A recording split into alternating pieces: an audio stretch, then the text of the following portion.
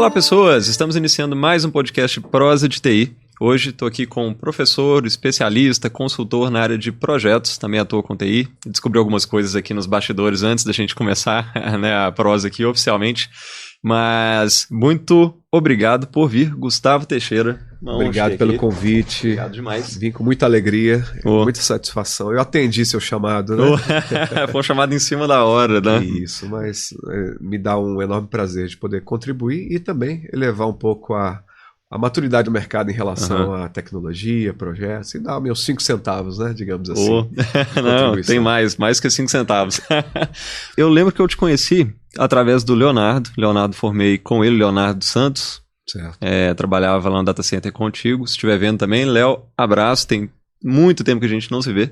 É verdade. Mas antes da gente chegar nessa época, que isso foi 2016 ou 17, quando eu estava lá na UNA, recebi o curso de projetos para coordenar, e você me ajudou muito lá naquela época, porque tinha alguns elementos bem específicos que eu estava pouco distante de projetos, você me ajudou lá com estrutura, grade, roteiro. Foi mesmo, foi uma experiência bem legal de desenvolvimento, né, do curso, da dinâmica, e eu me lembro que essa época o curso rodava em várias unidades, né? Rodava, várias cidades. Tinha BH, Contagem, Barreiro, Sete Lagoas, Divinópolis. Isso. Foi uma... A gente rodou bastante e dava para perceber, né, a diferença de maturidade entre um campus e outro. O outro, exatamente. Mas antes da gente chegar nessa época que foi 2017, vamos lá que na trajetória muito anterior, como é que a TI e a área de projetos chegou até você? Descobri agora que TI foi primeiro, né? Foi. Realmente, TI entrou na minha vida da seguinte forma. Eu fiz a faculdade, né? A época em que... Antes disso, eu sou quase formado em comunicação. Fiz até o 5º período de comunicação, né? Aí eu desisti, pensei, poxa, isso aqui não vai me dar um grande futuro, não, eu vou tentar tecnologia. E avancei para tecnologia, só que no momento que eu avancei para tecnologia, eu comecei a experimentar as áreas, logo depois de formado. Aí fui lá para desenvolvimento, e aí eu fui desligado do desenvolvimento da empresa. Disse, você não é o desenvolvedor, você conversa demais, você levanta demais. Falei, não, tudo fez bem. Comunicação, pô. Eu percebi, uma indicação de que eu escolhi talvez o curso equivocadamente, né? E depois eu avancei para a infraestrutura, né? Legal. E na infraestrutura achei fantástico a experiência de estar lidando com equipe, com pessoas, mas meus olhos não brilhavam com aqueles equipamentos, com aqueles hardware, né? Como quem trabalha na área, né? Se sente tão assim à vontade. E eu pensei, poxa, será que tecnologia não é para mim, né? E aí, quando eu tive contato com gestão de projetos, é quando eu percebi que eu tenho lugar nessa área de tecnologia, mesmo sendo na forma de organização, de planejamento, que é super importante também. Demais. Como as outras áreas também, né? E isso, eu costumo dizer que salvou minha vida profissional, né? Porque em vez de ser um analista de tecnologia frustrado, eu me encontrei como um profissional de projetos, a início de tecnologia, e que depois eu ampliei meu foco e aí atuo de uma certa forma com projetos até hoje, né? Com consultoria, com empreendedorismo, leciono também com algumas horas, enfim. É algo que me dá muito prazer hoje. Eu te conheci nessa época já de projetos. E, inclusive, era projetos ITI, né? Você era lá de um data center que você atuava. Exatamente. E aí você trabalhava muito com projetos de TI lá. E eu acho que esse é um ponto que vai gerar muita curiosidade para quem acompanha aqui as nossas prosas. Como é gerenciar projetos em ambiente de data center? É algo bem peculiar, né? Porque a primeira coisa que a gente nota quando avança num ambiente como esse, que é super inóspito, né? Você tem ali uma infraestrutura, um ambiente que parece uma geladeira que você tá, né? E tem um nível também de criticidade de tudo que você faz, né? Questões de contingência, de continuidade, de acesso. Disponibilidade, que tem que ser, de fato, né? E é uma área muito inóspita para você trabalhar quando você percebe o ambiente assim que você, né, tem geralmente na TI dessas empresas mais ditas tradicionais, que a TI é um meio, não é um negócio. Mas é um mundo assim, eu costumo dizer o seguinte, que quando você consegue lidar bem com esse mundo técnico, você consegue, né, em todas as disciplinas de tecnologia, você consegue navegar. Uma vez que ele é bem seletivo, né? Você fazer um exemplo é o seguinte, você tenta entrar numa sala, né, de equipamentos, né, de data center de uma empresa, não é tão fácil, né? Você vai ter que pedir autorização para Deus e o mundo e olha lá. Porque tem que ser dessa forma, né? Então, um aprendizado muito grande para lidar com pessoas, fornecedores, criticidade. O conceito de feriado muda, né? Uhum. Enquanto no cenário normal você tem que bom que é um feriado, né? Uhum. Para TI, né? Para os nossos projetos, nossa, tem um feriado, vou ter que fazer a virada no feriado. Uhum. Né? E é uma adaptação, né? A gente acaba entendendo como funciona e como é que você pode pisar e navegar em cada um desses parâmetros, né? Inclusive, no data center, eu tive 2 passagens pelo mesmo data center, né? O primeiro eu entrei como gerente de projetos, como da equipe, inclusive do próprio Leonardo Santos, né? Uhum. Um abraço para ele também. Gente boníssima, diga-se de passagem. Figuraça, né?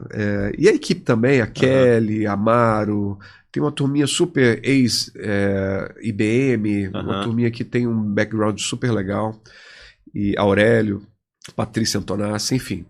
Essa turma, eles trabalhavam comigo, eu como par deles, tínhamos uma coordenação direta, e aí na primeira crise do data center eles desmobilizaram quase 30% das pessoas. Eu rodei também naquela época, né? E fiquei um pouco assim, você fica meio pensativo, né? Poxa, o que eu fiz de errado, né? Pra ser desligado, aquela coisa toda. Aí 6 meses depois veio um convite. E eu já estava um pouco escaldado, falei, não, acho que não vai dar não, obrigado, até aqui, né? E eles disseram, não, é para poder coordenar a equipe, né? Eu falei, poxa, então pensei, né? Não fiz nada tão errado assim, pelo contrário, né? E aí eu pensei bem, pedi para poder avaliar o salário, eles disseram, não, é o mesmo salário que você recebe até então. Eu recebia como gerente de projeto, mas eu encontrei uma oportunidade. É a primeira vez que eu liderei uma equipe de PMO, de gerentes de projetos voltados para tecnologia. E foi uma excelente experiência. Isso me deu uma base técnica para que eu possa, a partir da PMBase, que é a consultoria que eu fundei, possa desenvolver isso para os nossos clientes. Né? Então foi algo que foi uma escola para mim, tanto de questões interpessoais, né? Soft skills. Nós sabemos que os profissionais de tecnologia não são os mais conhecidos, né? Com respeito à comunicação, negociação, habilidades de empatia, né? E é um baita desafio para a gente, né? Porque você precisa desenvolver isso para passar pela trilha de liderança. Não tem meio caminho, né? Tem que se perfazer esse caminho. Tem. E foi um baita aprendizado, assim, né? Tanto técnico quanto também interpessoal. E eu trago esses amigos até hoje. Enfim, a gente às vezes troca uma ideia do tipo, o que você precisa? Eu estou precisando de um template, eu estou precisando de uma indicação de metodologia, de um livro, de um profissional de projetos, de um profissional de tecnologia, enfim. A gente se fala muito ainda sobre isso. E o interessante ter a docência também neste percurso, porque nessas indicações, nesses momentos de networking, a gente consegue sempre lembrar de alguém que esteve com a gente nessa trajetória, seja um par na docência, ou seja um ex-aluno, traz muitas perspectivas e possibilidades, oportunidades, né? É verdade. Eu costumo dizer o seguinte, que network é como um tipo de inteligência, né? Porque é bem peculiar e específico, né? E se você sabe explorar, você pode ter débitos técnicos, como todo mundo tem em alguma área, mas se você tem um networking, você consegue, de fato, navegar muitas vezes e chegar, né, a um resultado que alguém que é super especialista, né, poderia também chegar, mas você, por a gente ter uma vida só, né? Não dá para ser especialista em tudo, e o networking ajuda muito. Sim. E é um cultivo, né? Se você pega o LinkedIn, por exemplo, alguns me dizem, preciso desenvolver meu LinkedIn. A primeira coisa que eu digo seu LinkedIn tem que contar uma história, né? Inevitavelmente você vai dar ênfase em algumas experiências, você vai deixar de lado, né, algumas outras, porque tem que contar uma história. Tem. Eu recebo algumas vezes, a gente trabalhando na PMBase hoje, temos umas 20 pessoas entrealocadas entre projetos flutuantes, digamos assim, e equipe de retaguarda. Mas, inevitavelmente, a gente recebe alguns currículos que, se não tem uma confusão ali, basicamente a pessoa não sabe o que está fazendo, assim, porque tem uma mistura de soft skills junto com experiências técnicas, e de repente vai trabalhar em empreendedorismo com alguma coisa que não deu certo, não tem nada a ver, mas depois volta, depois quer de novo, aí você percebe que a pessoa às vezes mostra uma instabilidade, né, no seu currículo. Tem algo que a gente sempre percebe, que é qual a história que conta um currículo, né? E a gente contrata pelos soft skills, assim, basicamente isso. Porque é um pouco commodity, né? Dizer assim, pós-graduação. A maioria que procura, em projetos, por exemplo, em agilidade, já tem alguma coisa disso. Mas é algo que aí entra demora a certificação aí também. certificação da linha PMI, da linha técnica ágil, a gente tem gestão de mudanças, né? Então a gente nota que cada tijolinho que você coloca na sua jornada, ela tem que ter um motivo de estar ali, né? Eu me lembro quando eu fui trabalhar em empresa, a primeira vez que eu fui trabalhar como técnico, antes da MV Sistemas, passei por lá também. Vamos chegar lá, a gente acabou pulando, vamos voltar depois. Mas a pessoa diz o seguinte, eu queria botar toda a minha experiência no currículo, né? E foi a primeira vez, ele disse o seguinte, olha, o que é CorelDRAW? Eu falei, é um programa de desenho vetorial. Ele disse assim, não, mas a gente precisa aqui é DOS. Você sabe DOS? Eu falei, sei. Então só isso que a gente precisa. E o Office, você sabe? Eu falei, sei. Então tá. Aí foi uma baita lição para mim, né? Do tipo, por que você botou isso, né? Então a gente acaba percebendo isso com o tempo. Isso gera um aprendizado, né? Sempre. Mas, falando de toda essa trajetória, questão curricular, você teve lá no curso de comunicação que ajudou muito em projetos, porque é uma área super importante dentro de projetos. Ter essa questão de compreender, levantar requisitos, o perfil mais analítico para poder entender ali um risco, né, ou perceber que isso pode ocorrer antes, né? É uma capacidade bem diferenciada que a gente nem sempre vê em profissionais de TI e de outras áreas. É verdade. Mas no seu percurso, você teve lá na MV Sistemas, trabalhou também lá na SP Data, né, teve essa questão jornada. Que atua, né, para quem não conhece, com sistemas voltados para redes da saúde, né, hospitais. Isso. E é uma área que sempre tem muito risco. A gente tem questões também de janela de implantação, igual data center. Muito. Horários complexos, que é sempre 24/7. Mas nessa...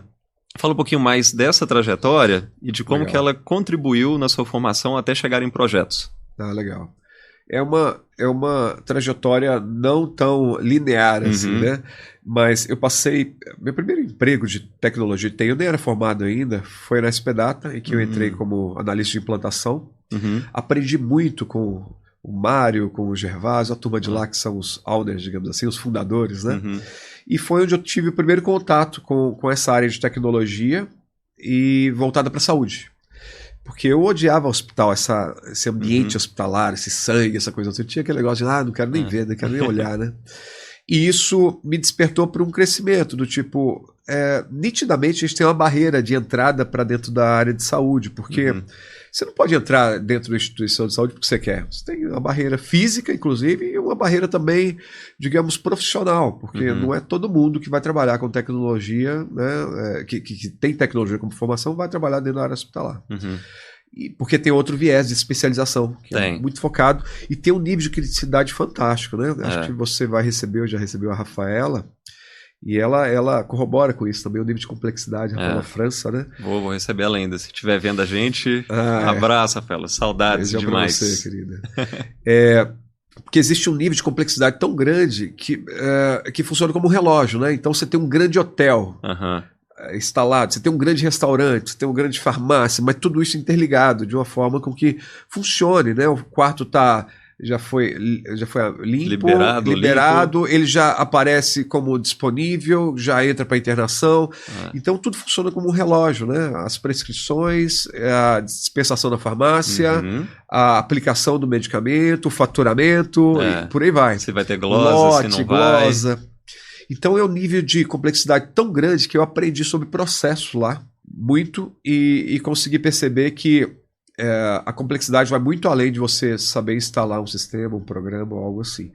E foi a primeira vez que eu comecei a lidar de maneira mais séria, já na MV, que foi minha segunda experiência, né? Foi Reboque, né? SP Data e MV, com pacientes, com clientes, com pessoas. Porque até então a gente tinha aquela famosa piada de TI, né? Quem está do outro lado, né? E a gente tem vários nomes para dar para essa pessoa que está do outro lado, que é o usuário, né? Inclusive, tem poucos mercados que chamam o cliente de usuário, né? Dizem que é o tráfico, né? E a TI. O restante é cliente, né? Então, existe essa dicotomia. E aí, em paralelo, a gente teve também o crescimento da agilidade como prática, né, práticas, né, através dos métodos que hoje são super populares, que é onde se coloca a pessoa no centro, o cliente no centro do que está ocorrendo. E eu tinha feito comunicação, então eu comecei a perceber essa ligação, disparidade, e também um elo entre aquilo que eu tinha visto lá atrás, que era o ser humano, a pessoa, é a comunicação, é a empatia. E isso sendo resgatado para a tecnologia nesses últimos 10 anos como algo não só desejável, mas mandatório. Eu não posso desconsiderar o cliente numa equipe de implantação. Simplesmente ele está lá dentro, como um PO, como ele propriamente. Né? Tanto que a área de User Experience tem crescido demais. Isso, fantástico. E é um parêntese rápido, assim, nós recebemos uma proposta um ano atrás, da montagem de um squad de desenvolvimento, de projeto, mas não era para TI, era para a área de engenharia. Falei, poxa, que coisa fantástica, olha, a TI inspirando a vários outros, com PO, com Scrum Master, só que a força de trabalho, em vez de ser tecnologia, eram engenheiros. Eu falei, poxa, que legal, como o Scrum é um framework, é feito para ser adaptado, né? Não é uma metodologia. Né? Aí fechei esse parênteses para poder não nos perder.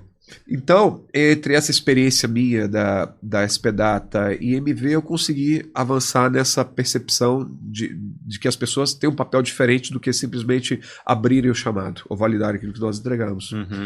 E é onde eu comecei a ter contato com projetos de maneira mais profissional, com ferramentas mais técnicas, como um project, por exemplo, uma montagem de equipe com alguns rituais já de projetos. Eu falei, poxa, esse negócio aqui não é simplesmente planejar e torcer para dar certo, né? Requisito é o input, aí eu faço, você valida e... Produto, tá ok? Não tem um ciclo de vida. E aí a gente começa a mudar a percepção do valor da negociação, da comunicação, da expectativa... E isso faz toda a diferença no projeto. A gente pode ter, como eu disse, né, débitos técnicos, mas se você consegue navegar bem nessas questões de pessoas, inevitavelmente a gente consegue atenuar, às vezes anular esse débito que nós temos na equipe ou na nossa própria vida. Né? Sem enganar ninguém, mas basicamente mantendo o network e também, né, uma consciência de que não sabemos tudo, mas que as pessoas estão ali para poder utilizar, e aí o motivo de tudo que nós estamos fazendo são pessoas. E depois dessa época de hospital, SPData, MV, que você já foi para o data center ou teve algo aí no meio? Não, aí teve no meio a Unimed. Ah, sim, verdade. Passei pela Unimed, e aí foi a época que a Unimed estava implementando o escritório de projetos. Então um abraço para a Sheila, né? Sheila, ela que me ajudou bastante com oportunidades dentro dessa área. Ana Paula Viegas também, duas super profissionais. Voltadas para projetos, para tecnologia, e onde eles estavam montando lá a equipe de tecnologia. À época eles tinham uma fábrica de software bem consistente lá dentro, e eles estavam optando pela estratégia de terceirizar boa parte dos serviços, e você tinha uma parte de gestão de liderança para poder manter a roda girando. Né? E aí eu entrei à época e surgiu a oportunidade para integrar o PMO. E aí foi onde eu, de maneira profissional, tirei a certificação, à época foi o PMP, em 2009, e fui convidado a participar, né, da equipe do escritório de projetos lá, liderando projetos, não somente de TI, mas de infraestrutura mais pesada também, dentro das iniciativas que a Unimed à época estava envolvida. E aí aprendi também bastante, porque, diferente das outras empresas, a MV e a SPData, não é atividade fim, né? Apesar da tecnologia estar próxima ali juntinho, mas você tinha ali um propósito que era diferente, e a TI precisaria de ajudar a entregar mais essa bagagem de comunicação. Então foi onde eu cresci bastante com respeito a essas capacidades que são complementares ao que eu já sabia de tecnologia, de projetos, por aí vai. Né? Então tive o primeiro contato com agilidade de maneira mais hard, digamos assim, né? com mais intensidade, com montagens de equipes, com frameworks, né? Com metodologias, além do próprias boas práticas do PMI, né? o PMBOK. Exato. E depois dessa época que já veio a docência, como foi? A docência estava em... logo depois, 5 anos de Unimed, eu fui convidado a integrar o time da Algar. Fiquei na Algar 1 ano e meio, 2 anos, e aí quando eu comecei a docência. Tinha um sonho de lecionar, né? Comecei a lecionar durante 6 meses, graduação. Aí começou a surgir muitos convites para pós-graduação, aí eu deixei a graduação e fui me dedicar à pós-graduação. ia trabalhar ainda nas empresas, pelo CNPJ, na Algar à época. Trabalhei lá com projetos para a prefeitura, saúde também, né? Porque não podia ser diferente. Mas lá era uma pegada diferente, que era fábrica de software, né? Então eles tinham um produto em específico. Tinha fábrica sob demanda, tinha squads à época, enfim. Fiquei lá durante 1 ano, 2 anos, e aí recebi um convite para integrar o time, aí sim, da Ativas Data Center, que hoje é Sonda, né? Para poder adentrar como gerente de projetos, compondo a equipe junto com os demais. E, em paralelo, eu estava atuando junto ao PMI. Eu era o que eles chamam de executivo nomeado, que era alguém que apoiava algumas iniciativas como um líder de projetos, e onde surgiu o convite para depois, um pouco mais à frente, eu, né, adentrar como voluntário, como diretor, né, da certificação de desenvolvimento profissional. Então foi essas 2 experiências em paralelo ao que eu estava fazendo à época da Ativas. Aí saí da Ativas, entrei novamente, né? Então docência já tem 10 anos aí na sua trajetória? Já fez 10 anos no ano passado. Legal. 11 anos. E nesse ínter nós nos conhecemos, enfim, foi 2017. Super importante, super importante, porque naquele momento eu comecei a ter contato com um programa diferente daquilo que eu tinha da outra instituição. Enfim, e eu tive a oportunidade também, né, da gente construir um pouco a 4 mãos, 6 mãos, contando com outros colegas também. Com o Ítalo também. Isso, com o Ítalo Coutinho, um abraço para ele também. E, em paralelo, surgiram outras necessidades, que a gente acaba percebendo que, às vezes, na caixa de ferramentas falta uma coisa ou outra. Aí entrou algumas certificações para agilidade, mas também não sou muito... tem pessoas que têm, né, muito, e tá tudo certo, né, cada um na sua área. Mas o que eu percebi é que a agilidade...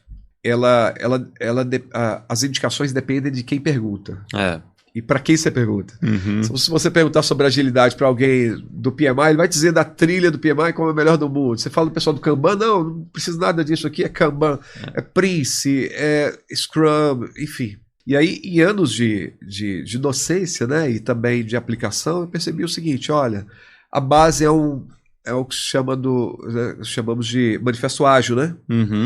Esse é o nosso filtro primeiro, né? Então o restante todo deriva disso e a gente tem que ter uma capacidade criativa, crítica, de avaliar o que é aplicado e o que não é, né? Porque cada caso é um caso também. Exato. E para não começar sempre do zero, tem a caixinha de ferramentas. Você pega aqui, vou adaptar isso aqui do Scrum, vou pegar isso aqui do XP, vou pegar isso aqui da Change Management e vou fazer aqui conforme, né, a nossa necessidade. Conforme a demanda. E aí, a essa época... eu comecei a me aproximar da gestão de mudanças. São extremos, né? É TI, tech total, até gestão de mudanças que são pessoas, né? E para pessoas, feito por pessoas, metodologia para pessoas, né? Desenvolvida para esse público, né? Para quem está lá no corporativo, mas que tem expectativas, tem lá restrições, tem, né, uma série de parâmetros que são importantes serem observados. Então, tirei a primeira certificação voltada para gestão de mudanças pela ProSci, e de lá para cá fiz amizade também com a Raquel. A Raquel é a que trouxe a ProSci junto com o seu irmão para cá, para o Brasil, e nós somos amigos até hoje, enfim. E essa época que eu percebi que, sim, precisaria de uma habilidade que fosse complementar. E em paralelo eu planejei a minha transição, né? Porque se for olhar, nossa, 24 horas só, né? Não dá para muita coisa. Eu era voluntário do PMI como diretor lá, tava, né, 8 horas por dia na empresa. E ainda lecionava e fazia mestrado. E aí tinha vezes que eu olhava a grade do mestrado e dizia, puxa, essa disciplina vai ser segunda e quarta, deixa eu ver aqui se vou ter aula segunda e quarta. Vou ter, então não vou pegar essa disciplina, não. Ou contava com a colaboração de um ou outro professor, se às vezes precisava faltar uma vez, duas, você libera? Não, sem problema, pode ir. Então foi um momento de muita transformação profissional minha, de amadurecimento, em que eu consegui canalizar isso depois. Quando eu saí pela segunda vez da Ativas, foi quando eu saí com o CNPJ, meu próprio, e comecei a aplicar aquilo que eu tinha aprendido até então. Eu só não tinha passado pelo comercial ainda, mas aí eu aprendi, estou aprendendo ainda, né, a vender, mas inevitavelmente a gente percebe que enquanto a gente foca em um assunto, inevitavelmente a gente está deixando o outro de lado, né? E tá certo, né? Porque a gente se especializa. E aí eu aprendi a ficar sossegado com respeito a isso. Não dá para saber tudo. Não dá. O que é necessário para esse momento, né? Como, né, você sabe muito bem de transição, sobre foco, sobre dizer não para muitas oportunidades. E isso eu tive que fazer algumas vezes, né? Inclusive para empregos, assim, que pareciam muito bons. Eu falei, não, meu foco é consultoria e docência. E as duas coisas caminharam juntas, né? E aí surgiu a PM Bases, né? Isso, aí entramos com a PM Base voltada para, em início, para que eu pudesse prestar minha consultoria, eu, Gustavo. Até quando surgiu um projeto de rollout de sistema para Stellantis, em que se tinha 450 concessionárias para fazer um rollout. E bateram na minha porta, dizendo, você tem uma equipe? Eu disse, tenho. Né? Eu tinha contato, tinha pessoas, aquela coisa toda. Eu pensei, poxa, eu não consigo trabalhar nisso, mas eu preciso de mais pessoas. Aí montamos uma equipe. Eu digo montamos, que eu contei com a participação da Cristina, por exemplo, né? Que não por acaso a minha irmã, que atua conosco, uma pessoa super profissional, né?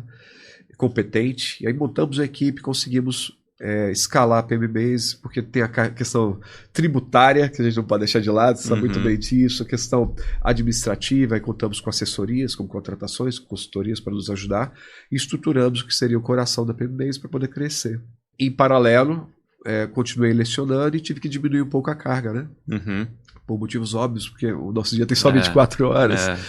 E a época, a PUC Minas me convidou para poder ajudar num programa que eles tinham de desenvolvimento do currículo deles. E a gente atuou, eu, Leonardo Barros, junto com o Cristiano Carvalhais e Fernando Souza, nessa montagem do que seria esse reconhecimento da instituição junto ao PMI, que é o REP, a época era o REP, é uma instituição reconhecida, né, educacional reconhecida. E deu super certo, assim, né? E até hoje eu leciono por algumas horas, não consigo... Gostaria de ser mais dedicado, né, à docência, por questão mais de missão mesmo, de poder ajudar o outro. É muito gratificante você compartilhar e ajudar o próximo a evoluir. Mas eu tenho que fazer escolhas, então no máximo 2 aulas por semana, 3 eu consigo lecionar, para que eu consiga manter a qualidade de saúde, inclusive, né, psicológica, né? E no ano retrasado, e a PM Base foi avançando, né? Em paralelo, eu vou contando paralelo, você me diz aí se precisar de focar, tudo certo. E aí nós começamos a nos deparar com projetos que a gente nunca tinha feito antes, como ajudar na montagem de uma empresa de consultoria grande, né? Reconhecida no Brasil. A gente entrou implantando PMO, alocando as equipes e por aí vai. Com a Stellantis, esse projeto super grande. Mineração, a gente começou com projetos na Yamana Gold, e outras empresas voltadas para a Vale também, fizemos projetos para eles, e outras empresas voltadas para mineração, e também prestadores de serviços de mineração, saúde, Unimed BH, empresas voltadas para tecnologia puramente, né? Empresas voltadas para o varejo, enfim. Sempre com um tripé, né, de oferta de serviço. Há 3 anos atrás a gente reestruturou e entendeu que são 3 coisas que nós fazemos. Porque se a gente abre isso demais, você começa a ter aquela sopa de letrinha. E eu sou de TI, você também é. E sabemos que nós adoramos a letrinha, né? De IP e começando no TCP/IP. Só faltamos falar o TCP/IP, né? Pegar o cabo e conversar a linguagem. Mas eu vi que a gente precisaria de aumentar a abstração de serviço. Porque quando nós pensamos em projetos, quem conhece daquelas siglas todas, dos métodos, dos ferramentas, somos nós. Não é nada que seja exclusivo, isso é acessível, muitas pessoas conhecem também, mas para quem presta consultoria, isso é muito concentrado. E se a gente abre muitas questões técnicas, as pessoas ficam perdidas. Como no self-service. Eu gosto de à la carte. Por quê? Porque não me dão muitas opções, né? Se eu pego o prato e começo a ver aquelas 400, você fica confuso, você nunca passou isso, né? Demais. Aí conheço gente que vai colocando um pouquinho de tudo e chega lá, putz... Os pratos são sempre maiores, né, Guilherme? Nunca é um pratinho para te condicionar, é sempre maior para dizer, vai colocando aí, vem coisa melhor por aí, vem à frente, né? Então, da mesma forma, a gente precisa ter um nível de abstração que a pessoa entenda que o que ele precisa está lá dentro, e claro, para gerar a confiança técnica tem que ter laço lá com respeito às nossas certificações, às nossas especializações, que é importante, nós temos, inclusive, mas os serviços eles são delimitados e tem uma caixinha que fala, né, com respeito a cada uma desses serviços, que são 3 tripés, como eu falei. O primeiro deles são 3 pontos como tripé. O primeiro é a consultoria, que é o mais tradicional, que é do tipo, você nos contrata, vem implantar o sistema, a gente implanta para você, entrega, turnkey, chave na mão, vocês vão utilizar e nós vamos embora. Isso acontece bastante, a gente usa todo o arcabouço que a gente tem. Eu falo a gente porque tem mais pessoas que atuam conosco. Sheila Querubina, por exemplo, é uma referência hoje nossa técnica em projetos, além de ser professora também, pessoa super capacitada.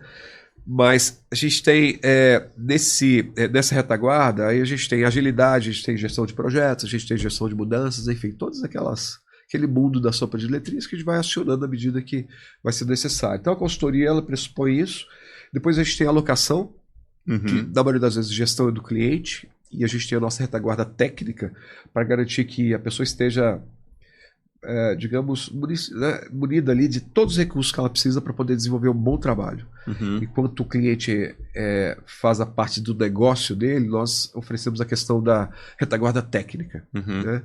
Metodologias, ferramentas e até mesmo, às vezes, a gente aloca alguém, ou eu sou alocado em algum projeto para dizer, vai lá e faz um workshop com a turma de 3 horas, falar sobre projetos, para a turma entender o que é isso. A gente vai e faz. E é transparente, né? Porque faz parte do serviço. Então isso é a alocação. A gente tem alocação desde analistas até técnicos, até gerente de projetos, de portfólio, né? E por último, formação. Formação a gente divide em 2 caminhos. Uma formação que é um treinamento, e uma que é uma formação que é formação de fato, que eu dou um treinamento, mas com a mentoria vou te ajudar ali nessa jornada, vou pegar na sua mão ali até quando você sentir confiança e vai e segue. Geralmente é um treinamento, um workshop adaptado, todos eles são adaptados, não tem nada que seja caixinha. Muito estático ali, né? Não dá. Não dá. Claro que assim, na maioria das vezes o cliente diz assim, você tem um treinamento de 8 horas que tem a ver? Tenho, a gente faz. Veja se faz sentido para você. Ele diz, tira aqui, a gente pega, adapta e aí faz. E a mentoria, que também a gente oferece mentoria 1 a 1, ou mentoria 1 para um grupo que quer ali se desenvolver. A gente já fez isso algumas vezes e continua fazendo, não somente para profissionais da área de projetos, mas para quem deseja entender de projeto. Né? Desde alunos do tipo, eu acabei de ser contratado como gerente de projeto e estou super inseguro. O que eu faço primeiro? A gente entra, ajuda lá e tudo mais. E pode não aparecer, né? White label, né? Que a gente chama. Ou pode aparecer também se for necessário, como algumas contratações corporativas que a gente já recebeu também convites. Então, assim caminha a PMBase. Qual é a nossa intenção para o futuro? Consolidar os serviços e aumentar a projeção em outros estados que a gente não tem projetos. A gente tem hoje pessoas alocadas na Bahia, tem em Mariana, em Belo Horizonte. E no online tem pessoas que atuam, né? Com vários projetos acontecendo. E não precisam quase nunca se encontrar. Então a gente tem também essa facilidade. E às vezes projeto até fora do Brasil pode acontecer também, já aconteceu conosco. Legal. Então esse é o nosso desafio. Elevar a maturidade e trazer mais equidade. Né? Não somente nas questões de gênero. Eu vi, né, o convidado que você chamou falando, né, de uma pauta tão importante quanto essa. A gente não por acaso temos mais mulheres do que homens na PMBase. Né? Quando temos iniciativas de apoio, a gente, né, mergulha nisso, como futebol feminino, a gente apoia o time que foi campeão, inclusive, em Minas Gerais, numa Copa. A gente apoia esse time. E por puro mérito, as pessoas que ali estão na PMBase, não por acaso que a maioria são mulheres, porque realmente o mérito técnico, né, é inegável. Assim. E esse perfil analítico, o perfil de observar risco com antecipação, é bem mais inerente ao perfil feminino do que masculino. A organização, ela nota o que falou. Comunicação. Demais. Eu tenho muletas, assim, né? Quando você me falou assim, Gustavo, vamos gravar. Beleza, primeira coisa, você mandou um invite, se você não me mandasse um invite, eu gravaria ali, porque a minha vida fica toda ali, porque eu sei que eu vou esquecer. A minha também. E eu anoto as coisas, tem bloco de notas, o que eu tenho que fazer hoje. Eu sei que as pessoas também não guardam tudo na mente, porque é humanamente impossível. Mas isso, as mulheres, no geral, trazem já no pacote, digamos assim, de uma maneira mais natural. Já é inato. E pra gente, eu noto assim, que pra mim eu tenho que forçar um pouco, assim, pra poder me tornar uma pessoa mais organizada, né? É complexo. Senão a rotina nos demanda... Demais. Né? E a gente falando de projetos, tem alguma trilha ou alguma recomendação que você traria para quem...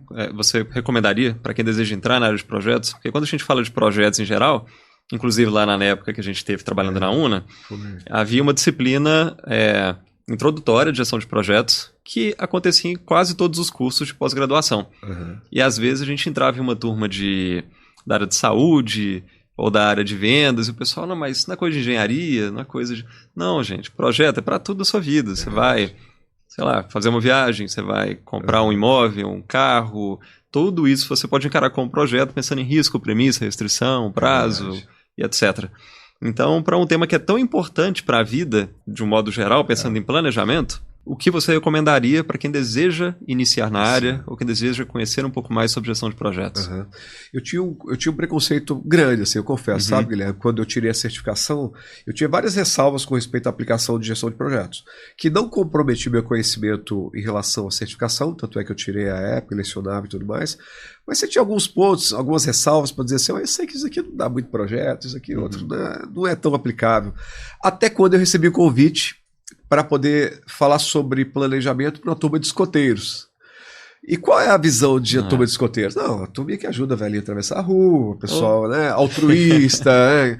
E aquele estereótipo, né?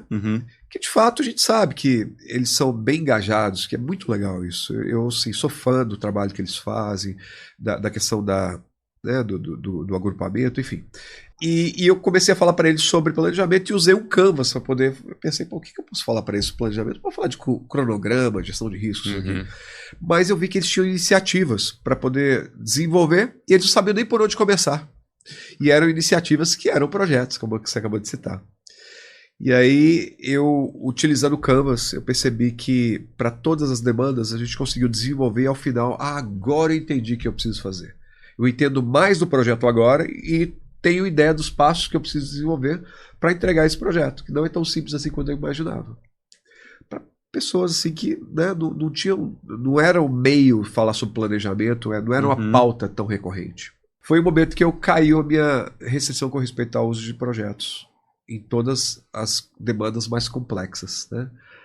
E falar sobre planejamento, quando a gente começa um dia, né, a gente vai planejar o dia. Isso não é um projeto, mas não deixa de ser um planejamento do dia, uma organização. Isso de maneira exponencial, a gente lida com projetos. Aí vamos para portfólio, vamos para outros conhecimentos mais complexos, mas enfim. O importante para quem está começando, primeiro, entender que você vai tangenciar com projetos em algum momento da sua vida. Eu tenho certeza, né? Não casamento ninguém, é um projeto. Eu não conheço ninguém com menos de, né, com mais de 30 anos que nunca tenha se envolvido com projetos. Você vai tangenciar. E o quanto antes você se desenvolver nessas habilidades, capacidades, melhor. Porque muitas vezes a oportunidade passa e você, cheio de boas intenções, né, perde a oportunidade, o cavalo passa encilhado, e você não está preparado, não está capacitado, não sabe nem por onde começar. Tem muito boa vontade, como eu já vi alguns profissionais, do tipo, eu faço, você olha o background técnico, muito pouco.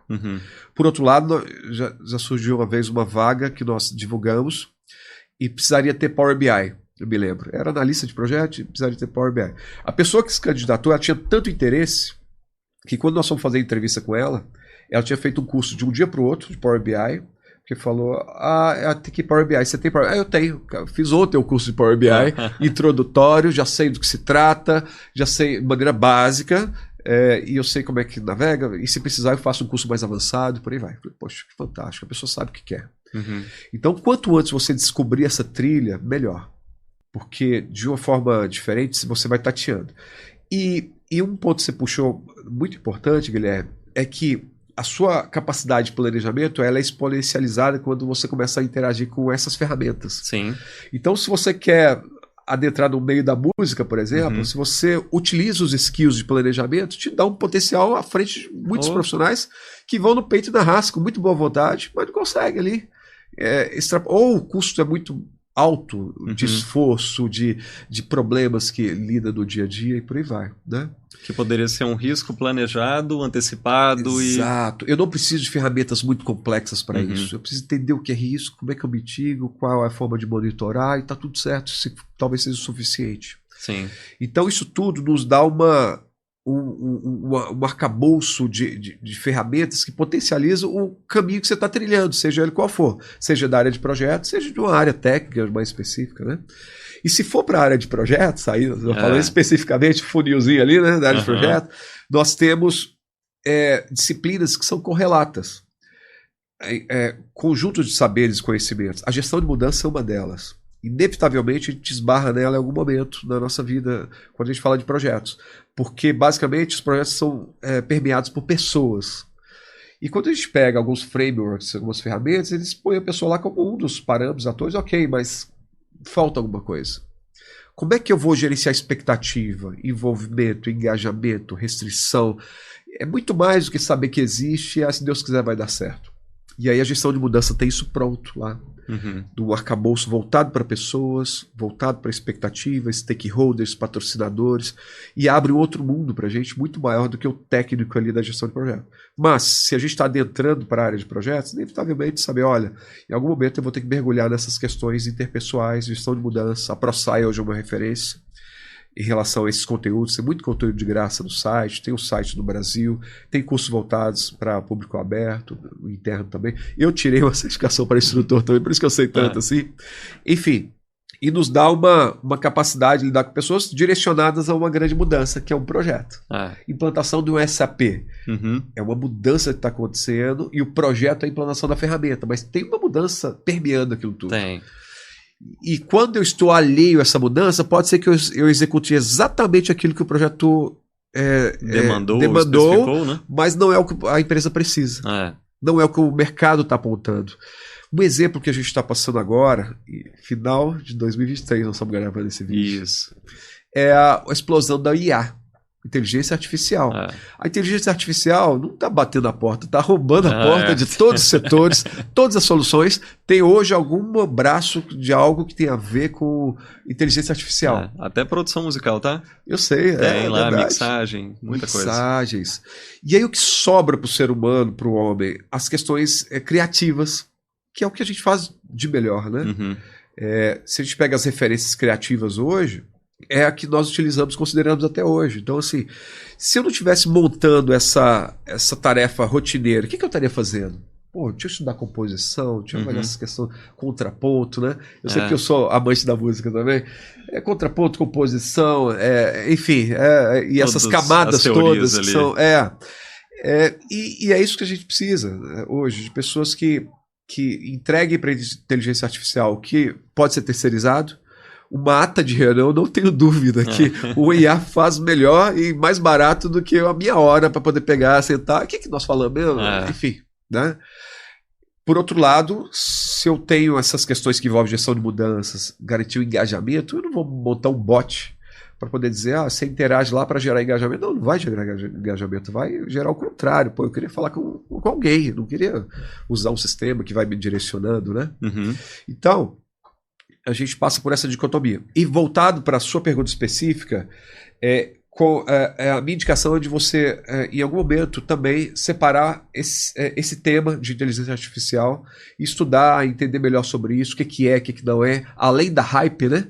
A gente teve agora, acabamos de ter o anúncio do Gemini, da Google, e logo depois que a Google lançou o Gemini, já tem as denúncias com respeito ao lançamento do Gemini, informando que o vídeo foi editado, e eles disseram, realmente foi editado.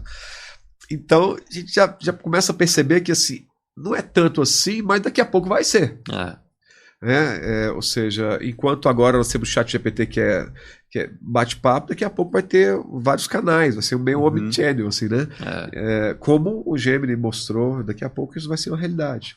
Não sei se agora, mas veremos. E na gestão de projetos, a gente tem algumas eras voltadas para a inteligência artificial, para a tecnologia. Vamos começar assim.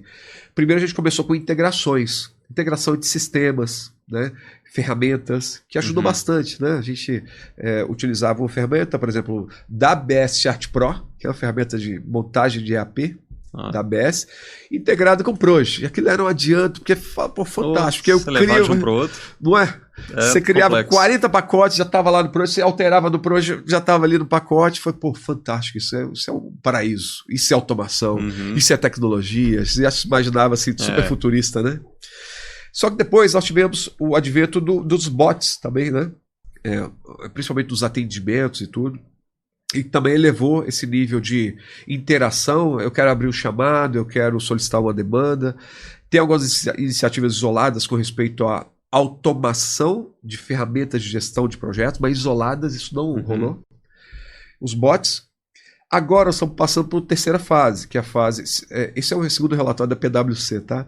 A terceira fase é a fase agora que nós chamamos da inteligência artificial com uma base de conhecimento, que é onde entra essas camadas de bot, de chatbot, o ChatGPT, Bard e por aí vai, né? Que você tem uma base histórica gigante ali e uma interface que você consegue ali bater um papo. Como é que monta o termo de abertura do projeto? Ele vai te dizer um genérico ali, você ensina e diz, desse jeito eu não quero, me chama de senhor, eu quero que você use essa para essa empresa, para esse modelo.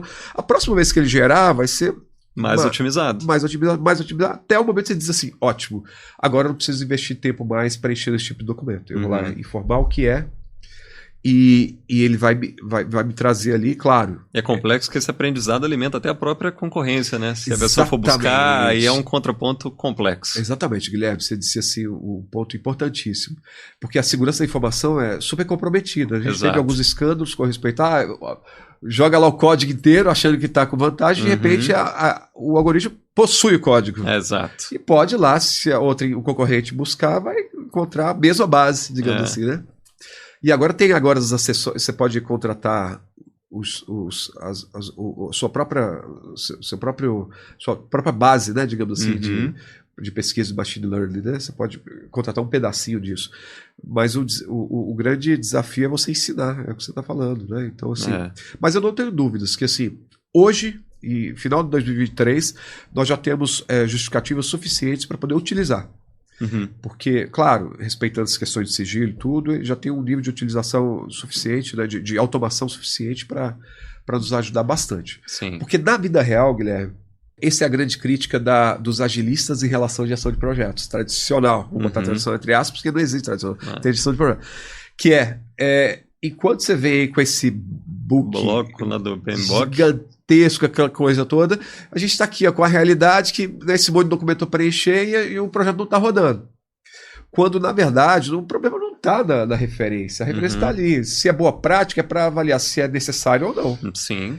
A agilidade direcionaria, bem aplicado, direcionaria essa questão da otimização, né? Da flexibilidade. Qual seria aplicado, não? Só que como as pessoas usam de maneira não tão eficiente, digamos assim, esses mundos, aí se confunde tudo, aí vira esse Atlético Cruzeiro. Estou falando de Minas, né? Atlético Cruzeiro.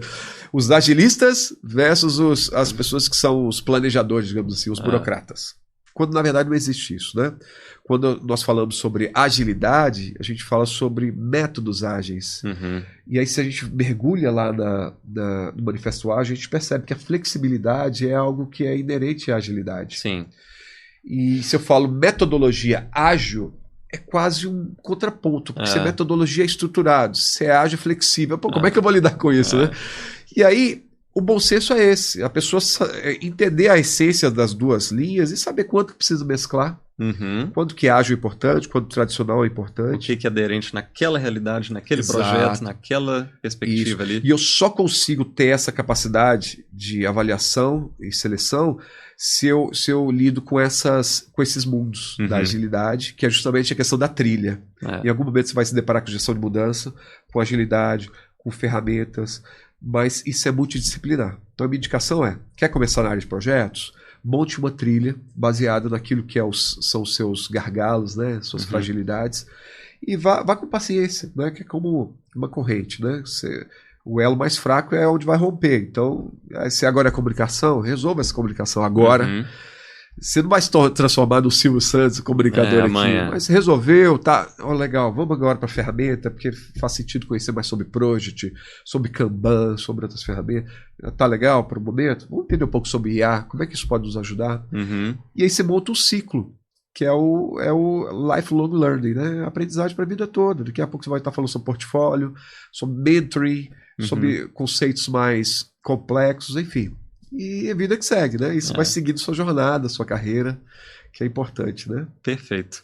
Olha, muito obrigado por ter vindo. Ô, querido. É uma honra você ter vindo aqui. Muito obrigado pelo convite e quando precisar, só chamar. Tá, queria ter sido seu aluno em algum momento, nos cursos de projetos que eu fiz. gostaria muito de ser seu aluno também um pouco mais à frente, quando a gente falar sobre projetos musicais, produção. Legal.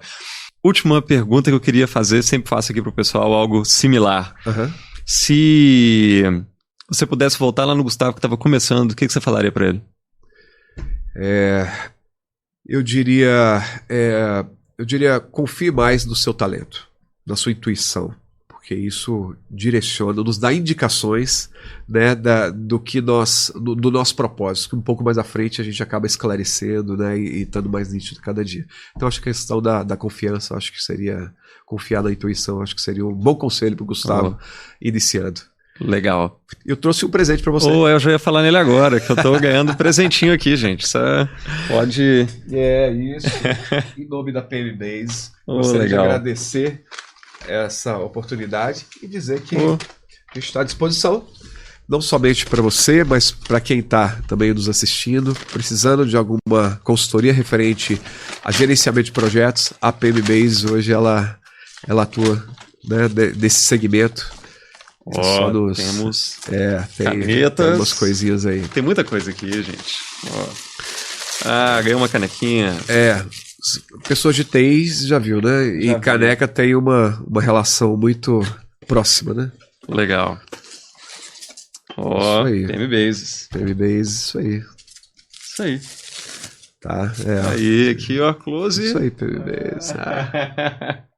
Obrigado. Obrigado demais, Gustavo. Desejo boa sorte e vida longa ao canal. Obrigado. Isso aí. Encerramos mais um Prosa de TI. Semana que vem, mais um episódio. Um abraço e até lá.